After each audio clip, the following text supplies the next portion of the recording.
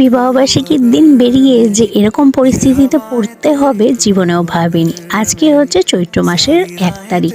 তো হ্যাঁ, চৈত্র মাসের 1 তারিখেই আমরা বিয়ে করেছিলাম।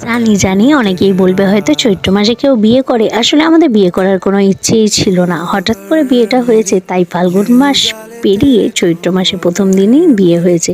তো কেন হয়েছে, কী জন্য হয়েছে, সেই সব একটা অন্য ভিডিওতে বলবো খানি।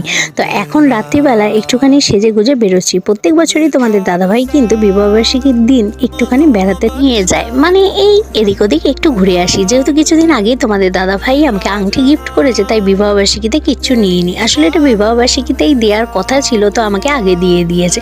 তাই বললাম থাক, পাওনা থাক, সামনের বছর আবার হবে খানি। তো আমাদের বেরোতে বেরোতে কিন্তু 9:30 বেজে গেছিলো। আর বেরিয়ে প্রথমে তো ওয়েদার খুব ভালো ছিল, কিছু কিছু জিনিসপত্র দোকান থেকে কেনার পর দেখো কি পরিমাণে ঝড় বৃষ্টি শুরু হয়ে গেছিলো। তারপরে গাড়িতে প্যাসেঞ্জারও উঠেছিল, মানে হঠাৎ করে ঝড় বৃষ্টি নেমে গেছিলো, তাই কটা জিনিসপত্র কিনে নিয়েই কিন্তু আমাদের প্যাসেঞ্জারদের ছেড়ে তারপরে বাড়ির দিকে চলে আসতে হয়েছে। তো যাই হোক, একদমই ভাবিনি যে এরকম ঝড় বৃষ্টি হবে, তো এইভাবেই কেটেছে।